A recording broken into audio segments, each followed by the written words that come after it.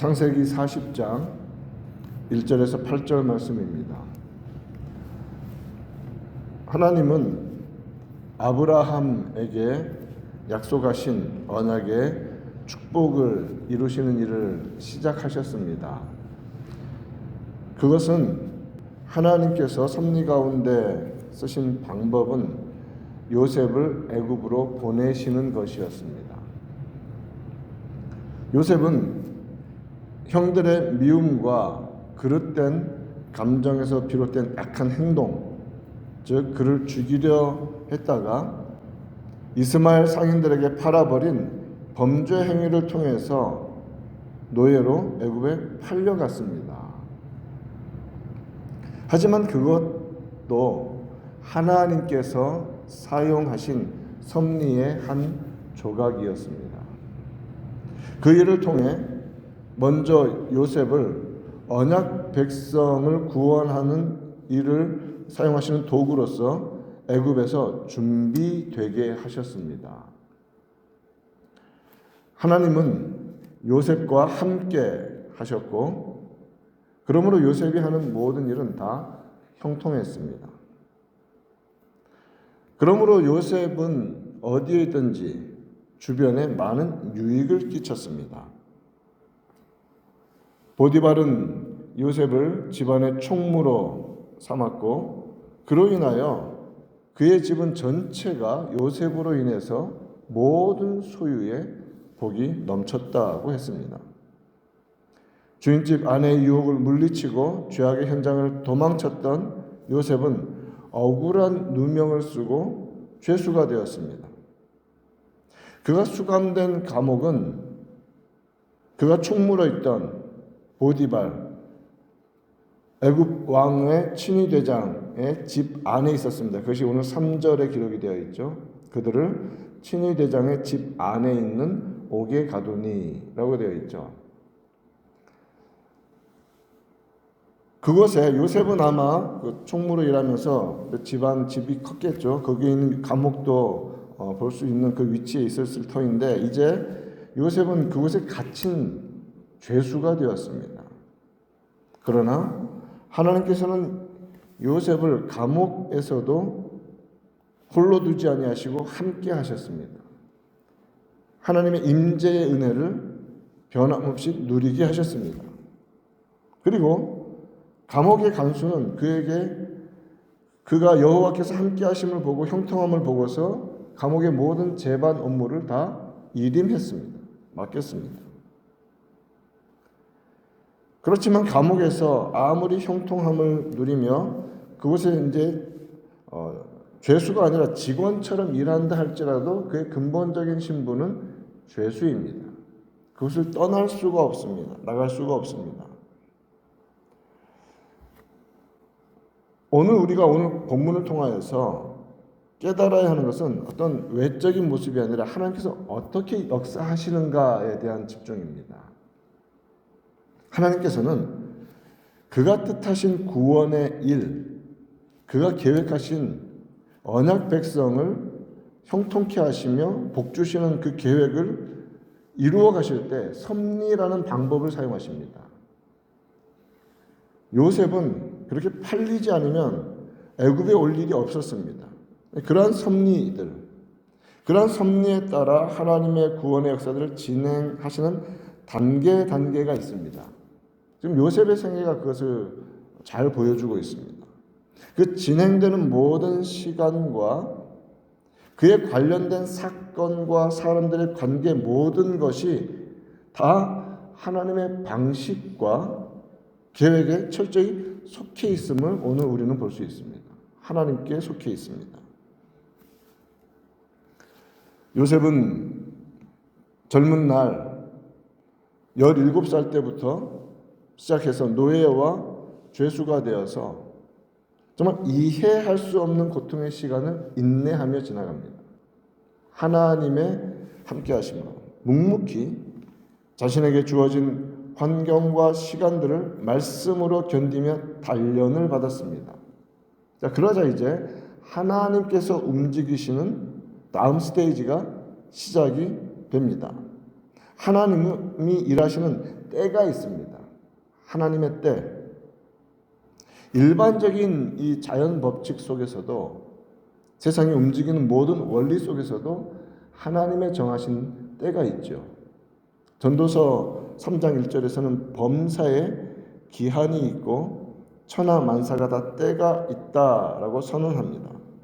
날 때가 있고 죽을 때가 있고, 심을 때가 있고 뽑을 때가 있고, 죽일 때가 있고 치료할 때가 있고, 모든 때가 있습니다. 그러면서 이러한 기한, 하나님이 정하신 때에 대한 결론적인 말씀을 11절에서 이렇게 말합니다.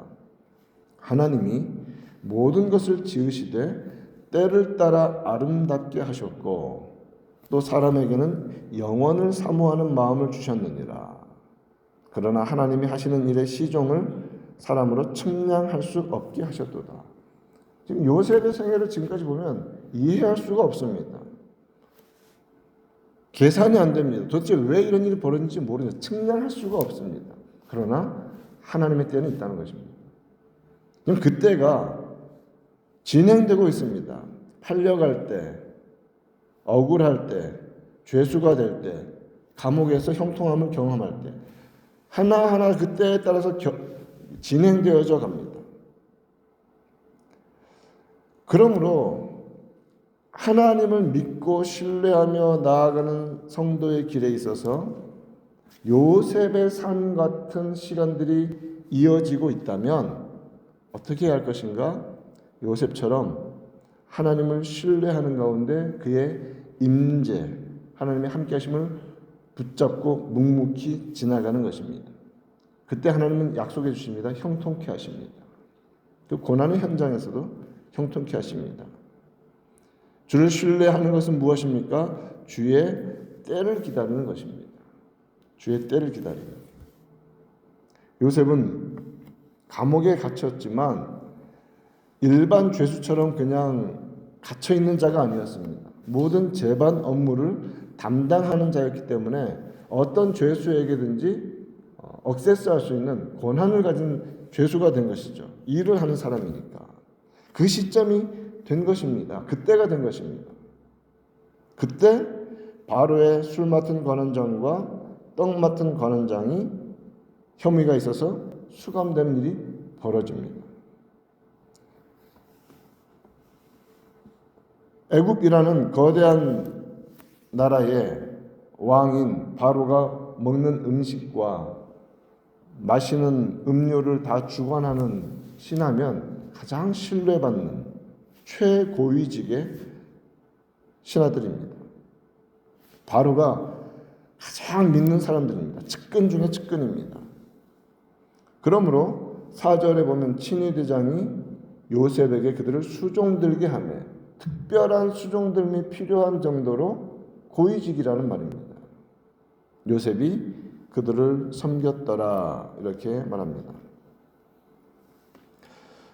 요셉이 그들을 수종든 지 며칠이 지났습니다. 두 사람 모두 같은 밤에 꿈을 꾸었습니다. 꿈의 뜻을 모르니까 6절에 그들에게 근심의 빛이 있는지라 얼굴에 근심만 가득했습니다. 도대체 이게 무슨 꿈일까? 그것을 보고 요셉은 꿈의 내용을 물으면서 믿음의 고백으로 선언하는 내용이 8절 말씀입니다. 그들은 먼저 요셉에게 말합니다. 우리가 꿈을 꾸었는데 해석할 자가 없도다. 무슨 뜻인지 모르겠다. 분명히 의미는 있는 것 같은데 모르겠다. 요셉이 말합니다. 해석은 하나님께 있지 아니하니. 꿈을 주신 분이 하나님이시면 그 해석도 하나님께 있습니다. 요셉은 하나님께서 자신의 꿈에서 보여주신 두 가지 꿈을 가족들에게 말함으로써 형들의 분노는 극에 달했고 형들이 양을 치고 있는 곳에 홀로 오는 요셉을 보면서 꿈꾸는 자가 오는도다 라고 비아냥거리면서 그 꿈 때문에 그래 한번 우리가 잡아 죽이고 그 꿈이 어떻게 되는가 한번 보자 죽이지 않고 팔아버리면서 그 꿈은 아무것도 아니라고 형들은 생각했겠죠. 그 꿈 때문에 꿈꾸는 자라는 비아냥거림과 함께 팔렸고 종되었고 노예되었고 죄수되었습니다.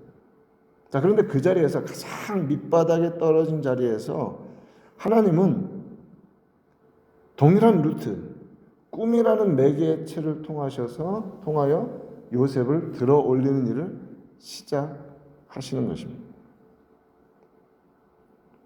하나님께서 일하시는 방식이 선명하게 40장에서부터 이제 시작이 되고 있는 것입니다. 하나님께서는 그의 사람들에게 영적인 지혜와 통찰력을 주셔서 구원의 일을 이루어 가십니다. 이제 이때부터 시작이 되는 것이죠. 오늘은 여기 이 본문에 집중하여서 이 말씀으로 말씀을 맺고자 합니다. 하나님께서 일하시는 때가 있다. 그리고 그 때를 여러 가지 하나님의 방법이 있는데 요셉의 경우에는 꿈이라는 매개체였고 또 그 역시 우리가 꿈을 통해서 들어올린 사람 중에 하나를 우리는 다니엘로 기억하고 있죠. 다니엘도 마찬가지였습니다. 다니엘은 느부갓네살이 무슨 꿈을 꾼 것 같은데 무슨 꿈인지 모르겠지만 너무 중요한 것 같다는 판단 아래 모사들과 지혜자들에게 그 꿈이 무엇이며 그 꿈의 해석이 무엇인지를 알리지 않으면 다 죽여버리겠다라고 위협할 때 다니엘은 2장 22절에서 그렇게 고백합니다. 하나님은 그는 깊고 은밀한 일을 나타내시고 어두운 데 있는 것을 아시며 또 빛이 그와 함께 있도다 라고 선언합니다. 하나님께서 행하시는 방법이라는 것입니다. 다니엘은 왕에게 꿈을 해석해 주면서 그것은 자신의 지혜가 뛰어나서가 아니라 하나님이 왕에게 알려주시는 것이라고 선언하며 하나님을 드러냅니다. 오늘 본문 8절 해석은 하나님께 있지 아니하니 하나님이 주신 꿈, 하나님의 뜻에 따라 풀어가신다는 것입니다.